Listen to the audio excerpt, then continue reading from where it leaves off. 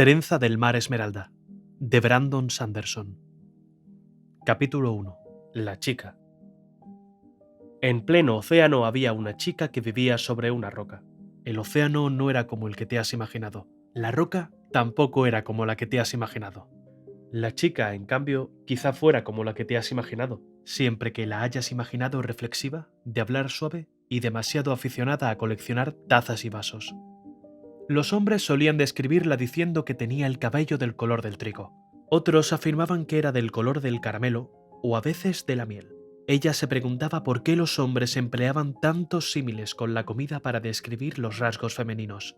En esos hombres parecía haber un apetito que convenía evitar. A juicio de ella, castaño claro era suficiente descripción.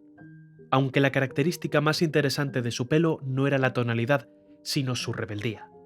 Cada mañana lo domaba heroicamente con cepillo y peine antes de amordazarlo con una cinta y una apretada trenza. Y sin embargo, algunos mechones siempre se las ingeniaban para escapar y ondear libres al viento, saludando emocionados a la gente con quien se cruzaba.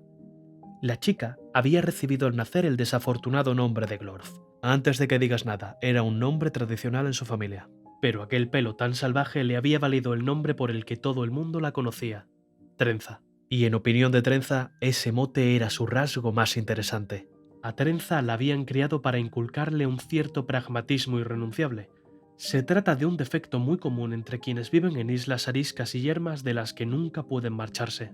Que siempre te dé los buenos días el mismo paisaje de piedra negra influye en tu perspectiva vital. La forma de la isla tenía cierto parecido al dedo encorvado de un viejo, asomando del océano para señalar hacia el horizonte. Era en su totalidad de estéril y negra piedra-sal, lo bastante grande para albergar un pueblo de buen tamaño y la mansión de un duque.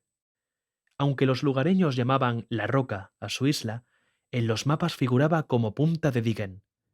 Ya nadie recordaba quién había sido Diggen, pero seguro que espabilado debía de ser, pues había abandonado La Roca al poco tiempo de ponerle nombre y no había regresado jamás.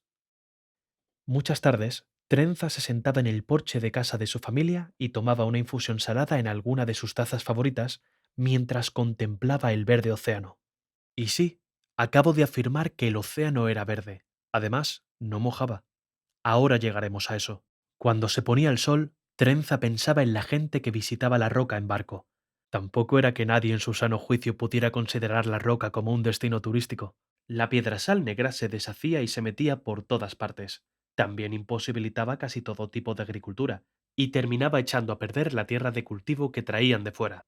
La única comida que producía la isla provenía de las cuevas de compostaje. Aunque en la roca había varios pozos de buen tamaño que extraían agua de un profundo acuífero, con la que se abastecía a los barcos que la visitaban, la maquinaria que operaba las salinas eructaba en un flujo constante de humo negro al aire. Resumiendo, la atmósfera era lúgubre, el terreno miserable y las vistas deprimentes. Ah, y creo que no he mencionado aún las esporas mortíferas, ¿verdad? Punta de Diggen estaba situada cerca del lunacuerdo Glauco. Los lunacuerdos, por cierto, eran los lugares donde las 12 lunas del planeta de Trenza permanecían en sus órbitas geosíncronas opresivamente bajas. Eran tan grandes que ocupaban una tercera parte del cielo, y una de las 12 siempre era visible, estuvieses donde estuvieses.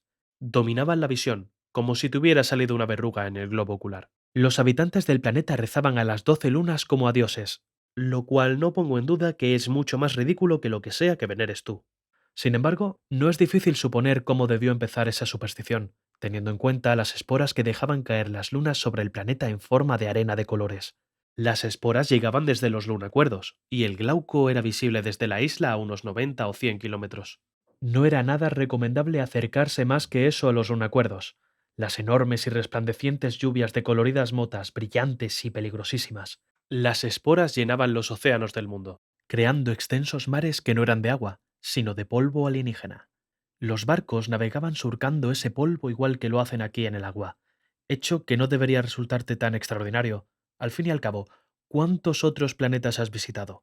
A lo mejor en todos ellos se navega sobre océanos de polen y el raro es el tuyo.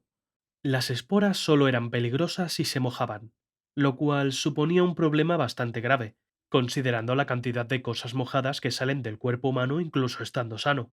La más ínfima cantidad de agua provocaba que las esporas brotaran de golpe y el resultado variaba entre lo incómodo y lo letal.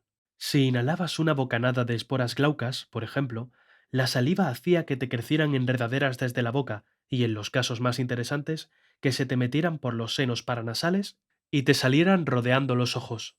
Había dos cosas que dejaban inertes a las esporas: la sal y la plata. Por eso, a los habitantes de Punta de Diggen no les importaba demasiado que el agua o la comida siempre estuvieran muy saladas. Enseñaban a los niños la importante norma de que sal y plata para lo que mata, una pequeña rima bastante aceptable si eres de esos salvajes a quienes les trae sin cuidado la métrica.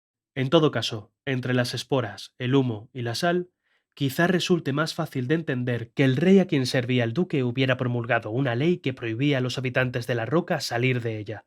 Sí, había puesto excusas usando categóricas expresiones militares como personal esencial, reabastecimiento estratégico y fondadero amistoso. Pero todo el mundo sabía la verdad. Era un lugar tan inhóspito que hasta la capa gris de humo lo encontraba deprimente. Los barcos visitaban la isla de vez en cuando para hacer reparaciones, dejar restos para las cubas de compostaje y recargar agua. Pero todos ellos obedecían sin excepción el decreto real: no se podía sacar de Punta de Diggen a ningún lugareño. Nunca.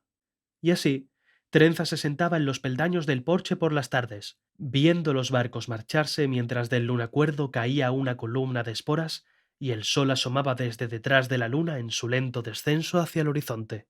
Daba sorbitos a su infusión salada en una taza con caballos pintados y se decía: «Esto es hermoso en realidad. Me gusta estar aquí. Creo que estaré bien si me quedo toda la vida».